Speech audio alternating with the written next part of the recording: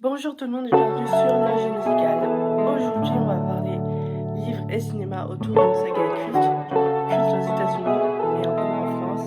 J'ai nommé L'école du bien et du mal, la série littéraire imaginée par Salman Shianani, une série littéraire qui comporte en tout 7 livres et qui a eu droit à son adaptation sur Netflix, un film réalisé par Paul Feig qui se base sur le premier livre de la saga. Du moins au début, et qui envisage après une suite. Dans cette histoire, on suit deux jeunes filles, Sophie et Agatha, qui sont meilleures amies et qui partagent la même passion pour les mondes enchantés.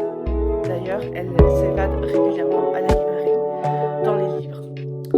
Sur un plan cinématographique, c'est un mélange entre les films produits par Disney Descendants et la série Once Upon a Time qui était diffusée sur M6 il y a quelques années. Donc ça c'est vraiment pour la partie conte de fées et formation des méchants, etc. Dans le film, les deux filles vont s'évader par l'imagination puisqu'elles passent beaucoup de temps dans une librairie à lire des livres et à imaginer cette fameuse école. Donc l'école du bien et du mal. Une école qui a d'ailleurs été fondée par deux frères, l'un bon, l'autre mauvais. Une nuit, une force invisible et féroce les emporte à l'école du bien et du mal, l'endroit où tous les contes de fées commencent vraiment et où sont formés les héros et les méchants. D'ailleurs, l'école est fondée par deux frères, l'un est bon, l'autre est mauvais. Dans le film, on découvre dès le début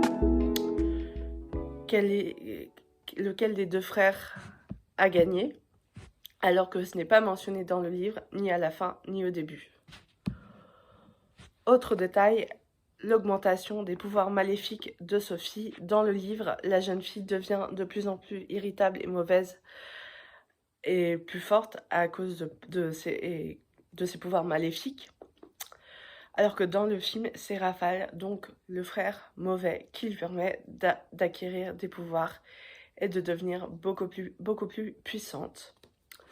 Pour échapper à leur destin et changer leur histoire, Sophie et Agatha demandent conseil au grand maître, alors que dans le film, on leur dit juste qu'il suffit de recevoir un baiser véritable d'un amour sincère, baiser qui sera d'ailleurs donné par Agatha dans le film, alors que dans le livre, il n'est pas question de baiser d'amour sincère. Le grand maître leur donne juste une énigme à résoudre. Maintenant, on va parler de l'épreuve du conte dans l'histoire. Dans le livre, c'est un examen de fin d'année que tous les élèves doivent passer. Ils entrent dans la forêt en file indienne, en commençant par les plus mauvais et ensuite les meilleurs. Ça n'a rien à voir avec Sophie et Tedros. Ils ont prévu de s'entraider, mais c'est Agatha qui sauve Tedros d'une mort certaine dans le livre face au démon d'Esther et ainsi la vie de Sophie. Tedros, voyant que Sophie aurait pu le laisser mourir et n'a rien fait, en conclut qu'elle ne l'aime pas.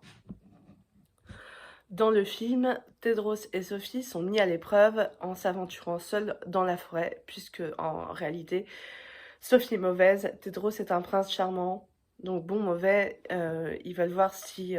du coup, le grand maître de l'école veut voir si ils sont vraiment sincères l'un envers l'autre. Malheureusement, Tedros manque de se faire tuer par un épouvantail maléfique et Sophie n'a pas le courage de le sauver. Alors c'est Agatha qui vient à la rescousse et sauve Tedros, ce qui prouve deux choses. Sophie a triché et son amie a bel et bien un grand cœur, alors que elle aurait pu laisser mourir son soi-disant prince charmant. Donc Tedros en conclut que Sophie est forcément mauvaise. L'adaptation est plutôt bien réussie, les effets spéciaux sont cool et on s'attache facilement au personnage, surtout au personnage de Tedros.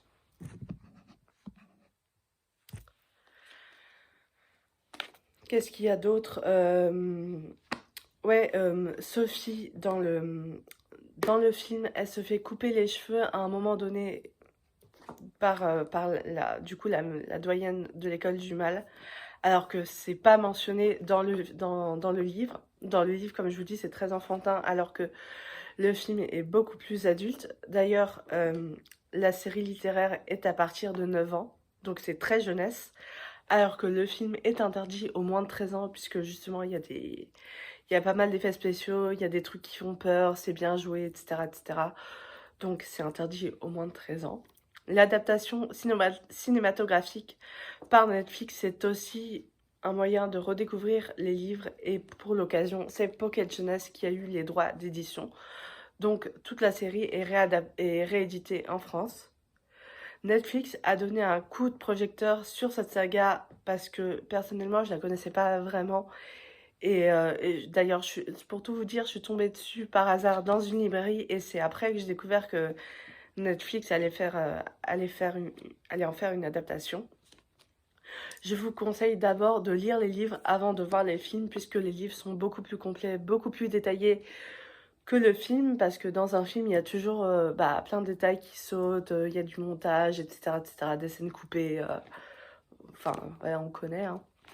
Donc, je vous recommande vivement de lire le livre, et en attendant, moi, je vous retrouve très bientôt pour une prochaine vidéo, et n'oubliez pas de vous cultiver et de lire des livres. Ciao!